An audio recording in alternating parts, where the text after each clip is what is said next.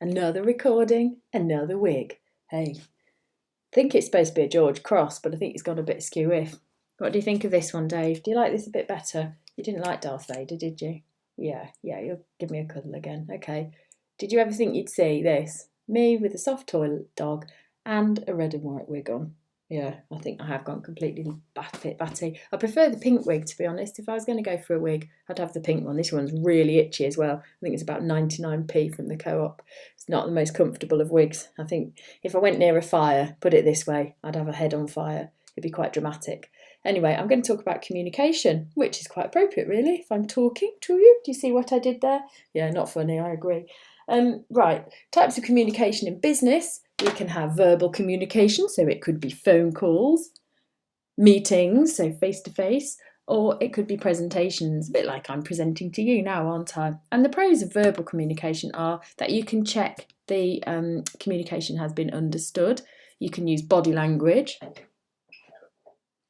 and non-verbal communication to improve its effectiveness.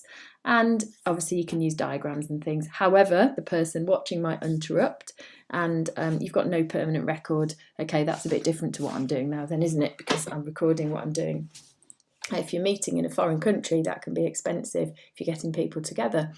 Non-verbal communication is things like letters, emails, texts, social media, websites, where it's written down. It's written communication. So there's a record of it, which is really good. It's quick to get it out there. If you send an email, you can send it to lots of people. And if you've got a difficult subject to communicate, then an email is nice because you can just get it across to the person without them arguing with you. However, there can be misunderstandings with emails. Make sure you put those emojis in if you don't want to cause offence. Or you might really upset someone with the wrong emoji, mightn't you? Oh, there's a whole minefield. And emails don't always get where they need to be. And if an employee is getting too many, then that could be a problem. Now, you're supposed to know about the pros and cons of social media for business communication.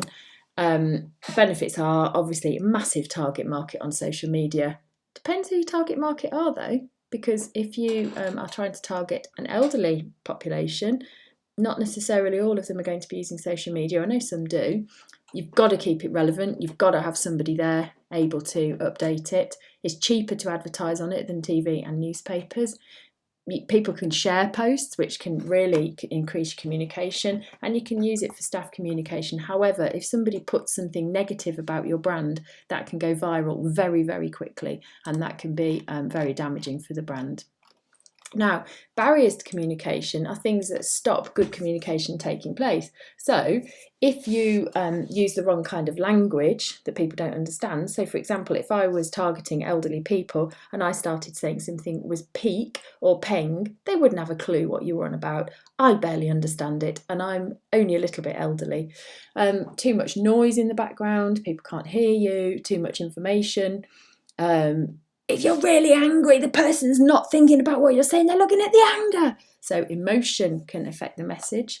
And if you've got too many people, so if we're looking at that organisational structure and you've got too many layers of management, then the message might not get through properly.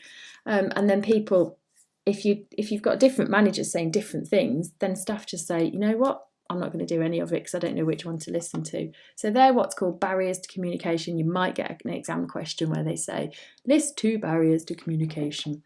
And then how important is it to have effective communication? Well, I think it's fairly obvious that if we don't communicate properly in the business, you're going to get mistakes, you're going to get quality issues. The employees can feel demotivated because they don't know what's going on. If you have too much information, the employees can't get on with it because they're always in meetings or they've got too many emails, etc., etc. Right, to finish off a pretty dry subject, I've got a brilliant glove puppet for you. I don't know if his cork's still working, but look. Guaranteed to freak out any toddler in your life. But yeah, he's really fun, isn't he? I like him. In fact, I should start bringing him to lessons, and when you all talk, he'll come and peck you. Yeah, I am completely losing it. Bye.